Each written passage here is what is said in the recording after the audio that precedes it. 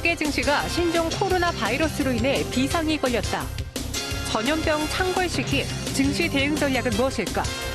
그리고 4분기 실적 시즌 주목해야 할 업종과 종목은 무엇이었는지 긴급 점검해본다.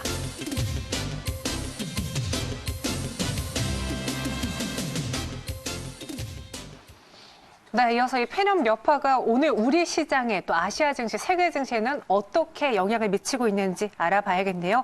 대신증권 리서치센터 이경민 팀장과 함께하겠습니다. 안녕하세요. 예, 안녕하십니까. 네. 어제 일본 증시를 보면서 우리 증시도 위험하겠다라는 생각은 했어요. 오늘장 우리 코스피 코스닥 어떤지 또 아시아 전체적인 시장도 짚어볼까요? 네, 일단 연휴 동안에 글로벌 증시가 전반적으로 하락을 했습니다. 미국도 2% 넘게 하락을 했고요. 유럽이나 뭐 브라질 이런 증시들도 2에서 3%, 뭐 러시아 같은 경우는 4%까지도 하락한 경우가 있었는데요. 네. 그렇다 보니까 장 초반 좀 약세를 보였던 코스피는 좀 낙폭을 줄이지 못하고 2%대, 뭐 3% 가까이 하락을 하고 있는 모습입니다. 코스닥은 낙폭이 더 큰 모습이고요. 일단 여러 가지 악재들이 있었습니다. 뭐 미국과 EU 간의 무역 분쟁에 대한 우려감, 그리고 뭐 중동 쪽 지정학적 리스크가 불거지기도 했지만 가장 큰 것은 아마도 중국에서 건너온 우한 폐렴 이슈, 신종 코로나 바이러스 이슈가 굉장히 빠른 속도로 확진자가 늘어나고 중국 내에서는 사망자가 늘어나면서 이런 부분들이 공포 심리를 자극하고 있는 것이 아닌가 생각을 하고 있습니다. 네. 과거 사스나 메르스 사태 때를 좀 한번 비교해 볼 필요가 있을 것 같아요. 그 당시 특히나 사스 때도 미국 증시가 또 크게 급락하는 모습, 조정기를 또 몇 달간 겪기도 했었는데 당시 우리 증시도 그런 피해를 봤을 거 아닙니까? 어땠습니까? 네. 일단은 사스 때보다 지금 코로나 바이러스 뭐 치사율이라든지 그런 것들은 좀 많이 낮다라고 평가를 하고 있습니다. 그렇지만 2003년 그리고 현재 그 당시와 비교했을 때 중국의 경제적 규모라든지 글로벌 경제에 미치는 영향력은 완전히 달라져 있죠. 이런 부분들을 봤을 때 이번 코로나 바이러스의 영향력을 폄훼할 필요는 없다라고 생각을 하고 있는데요. 다만 과거 1980년 이후 전염병, 그러니까 감염병이 글로벌 증시, 글로벌 경제에 얼만큼 영향을 미쳤나를 본다면 단기적인 영향은 있었습니다. 사스 당시만 본다 하더라도 중국의 그 소매 판매라든지 이런 경제 지표들이 출렁 있는 모습들을 보여줬는데요. 그렇지만 궁극적으로 돌아갔을 때 경기가 회복되거나 상승하거나 턴어라운드하는 흐름에 큰 영향을 주기보다는 일시적인 영향, 단기적인 충격이 그치고 좀 시장에 좀 안정적인 모습을 보여줬고요. 주식시장도 마찬가지였습니다. 좀 길게 봤을 때는 많이 빠진 것처럼 보이지만 사스 당시 흐름들을 본다면 2002년 카드 버블, 2003년에는 SK 사태, 그리고 이라크와 미국 간의 그런 갈등, 이런 여러 가지 이슈들이 글로벌 증시에 영향을 미치다 보니까 지금 현재 시점에서 똑같은 비교는 좀 어렵겠지만 뭐 한 달, 두 달, 좀 길게 본다면은 두세 달 뒤에는 충분히 회복력을 보여주지 않았나라는 생각을 하고 있습니다. 지금 현재 시점에서 뭐 어떻게 될 거다라고 말씀을 정확히 드리긴 좀 어렵습니다. 전파되는 상황이고 그리고 아직까지 잡히지 않는 모습들이기 때문에 좀 더 추이를 지켜봐야 되겠다라고 생각을 하고는 있지만 과거 사스 사태에서 보셨던 것처럼 지금 현재 시점에서 너무 공포감을 갖기보다는 향후 추이를 좀 더 지켜보면서 좀 냉정한 마인드를 가질 필요가 있지 않을까라는 생각을 하고 있습니다. 단언하기는 어렵지만 그럼 간단하게 정리를 해봤을 때 물론 이런 바이러스 여파로 인해서 시장이 하락하는 거는 피할 수 없음에도 불구하고 이 추후에 뭐 2개월, 3개월 뒤에는 다시 이전 수준으로 회복을 했다라고 보면 되는 건가요? 네, 2003년 케이스 같은 경우는 경기가 굉장히 안 좋아지던 상황이라서 단기적으로 충격이 좀 더 컸지만 이내 회복되는 모습들을 보여줬고 그러면 경기도 턴어라운드하는 모습들을 보여줬습니다. 그리고 메르스 사태인 2015년 케이스를 본다면 그때는 경기가 정점을 통과하고 꺾이는 시점이었거든요. 그러다 보니까 좀 시장 충격이 좀 더 컸다라고 말씀드릴 수 있을 것 같은데 지금은 글로벌 전반적인 경기 흐름들이 좀 바닥을 찍고 턴어라운드하는 모습들을 보여주고 있어서 단기 낙폭은 조금 경계해야 되고 좀 조심해야 되겠지만 이게 다시 하락 추세를 이어가게 만들 거다. 지금은 최근 상승 추세를 끝내고 하락 추세의 시작이다라고 말씀드리긴 아직까지 좀 어렵다라고 생각을 합니다. 그럼 그 안에서 사실 중국인과 가장 밀접적으로 영향을 받고 있는 중국 소비주들이 있잖아요.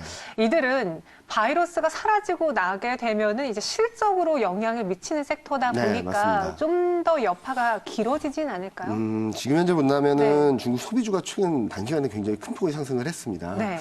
근데 왜 올랐는지를 본다면 기대감이었거든요. 그렇죠. 한한령이 해제된다. 그리고 시진핑 주석이 방한을 한다. 그러면은 더 좋아질 거다라는 생각을 하면서 많이 올랐는데요. 그런데 말씀드렸듯이 기대감이었습니다. 심리적인 영향에 의해 주가가 많이 올랐다는 점을 감안해 봤을 때 단기적인 변동성은 좀 불가피하지 않나라는 생각을 하고요. 이제 실적 변화가 더 중요하다라고 보고 있는데 일단 기대했던 부분들이 현실화되지 않을 가능성은 굉장히 높아졌고요. 그리고 이번 신종 코로나 바이러스 사태로 인해서 중국의 소비가 좀 위축될 가능성을 열어놓고 본다면 네. 실적에 대한 기대감이 정상화되는 것을 넘어서 좀 부진할 가능성도 열어놓고 봐야 되지 않을까라는 생각을 하고 있습니다. 따라서 지금 중국 소비주에 대한 접근은 좀 보수적으로 가져가실 필요가 있지 않을까 생각을 하고 있습니다. 그럼 중국 소비주를 포함해서 전체적으로 증시를 전략을 세워봤을 때 네. 그때 투자 전략은 이 바이러스 우한 폐렴이 있는 한 어떻게 수정해 보는 게 좋을까요? 일단 우한폐렴 사태가 계속되는 한해는 좀 안전한 쪽으로 가는 게 맞지 않을까라는 생각을 하고 있습니다. 최근 글로벌 금융시장에서 가장 민감하게 반응하고 있는 것은 유가입니다. 네. 유가가 고점 대비 15% 이상 빠지면서 좀 하락세를 보이고 있는데 이렇게 된다면 유틸리티 업종들은 조금 상대적으로 안정성을 높일 수 있다라고 생각을 하고요. 또한 제약 바이오 업종 내에서도 네. 바이오 말고 제약 예를 들면은 의약품을 판다든지 그런 쪽 백신을 제조한다든지 이런 쪽의 기업들이 좀 단기적으로 좀 매력적으로 부각이 될 수 있다라고 생각을 합니다. 다만 전반적인 투자 심리가 위축된 상황에서 이들 종목들만 쭉쭉 뻗어나갈 것이다라고 보기보다는 상대적으로 안전하다는 쪽으로 생각을 하시는 게 맞지 않을까라고 보고 있습니다. 네. 그럼 이제는 또 실적이 나오는 시기인 네. 만큼 어떤 분들은 그렇게 생각하실 것 같아요. 실적이 잘 나오면 이 분위기를 바꿀 수 있지 않을까? 또 반대로 실적이 잘 나와도 묻힌다는 그 가장 최악의 네. 사태가 나타나지는 않을까 좀 걱정하실 것 같은데 팀장님은 어느 쪽이 맞을 거라 보시는지요? 일단은 우한폐렴 사태가 좀 잦아들어야지 네. 호재들이 반영이 되지 않을까라는 생각을 합니다. 일단은 전반적인 경기 상황은 턴어라운드 하고 있지만 네. 한국 기업 실적에 대한 신뢰도는 아직까지 낮거든요. 삼성전자가 실적 서프라이즈를 기록했지만 현재 시점에서 실적 전망치가 올라가는 업종들은 IT 몇몇 업종을 제외하고는 대부분 하향 조정되고 있습니다. 무슨 말이냐면 2019년 4, 4분기 실적 시즌이 가까워지면서 실적에 대한 불안감들이 굉장히 커지고 있다는 의미이기 때문에 단기적으로는 우한폐렴 이슈가 시장의 변동성을 자극할 수 있겠지만 실적 시즌이 돌아오게 된다면 종목별로 좀 낙폭이 커지는 모습들을 보여줄 수도 있다라고 생각을 하고 있고 네. 4, 4분기 실적 시즌을 막연한 기대보다는 조금은 경계감을 갖고 바라보시는 게 맞지 않을까 생각을 합니다. 변수가 또 하나 생겼으니까요. 네, 맞습니다. 이번 주만 보면요. SK하이닉스, 네이버, LG생활건강, 삼성, SDI 이런 굵직한 기업들의 실적이 발표가 되는데 혹시 팀장님이 좀 기대하거나 주의 깊게 보고 있는 종목이 있나요? 일단은 이번 주에 실적을 발표하는 기업들 중에서 IT 네. 관련된 종목들 좀 지켜보시면 좋을 것 같습니다. 실적에 대한 전망은 계속적으로 떨어지고는 있습니다. 네. 그렇지만 올해 2020년 실적 모멘텀이 굉장히 강한 모습들을 보여주고 있어서 지금 현재 시점에서 본다면은 IT 업종들이 4, 4분기 실적으로 인해서 좀 변동성이 커진다면 네. 좀 담아봐도 되지 않을까라는 생각을 하고 있습니다. IT라고 말씀드리면 IT 업종 전반적으로 네. 반도체라든지 하드웨어, 소프트웨어 다 포함한다는 종목들을 말씀을 드리고요. 다만 디스플레이는 아직까지 적자를 이어가고 있기 때문에 네. 디스플레이를 제외한 IT 업종에 대한 긍정적인 시각을 갖고 바라보셔도 큰 무리가 없다라고 보고 있습니다. 그럼 대표 주자인 SK하이닉스의 실적은 이번에 좀 만족할 만할까요? SK하이닉스는 삼성전자 실적 서프라이즈 이후 전망치가 계속적으로 올라가고 맞아요. 있거든요. 네.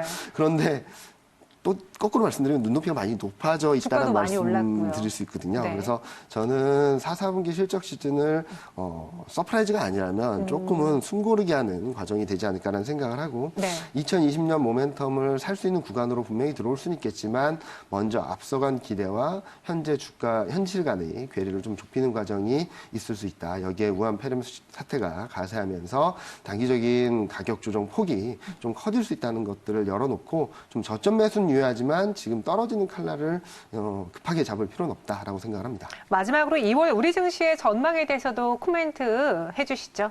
네, 일단 2월 증시는 좀 여러 가지가 맞물려 있습니다. 무슨 말이냐면 네. 단기적으로 글로벌 증시 전반적으로 과열 그리고 밸류에이션 부담이 커진 상황에서 여러 가지 조정을 받을 만한 이유들이 많아졌거든요. 네.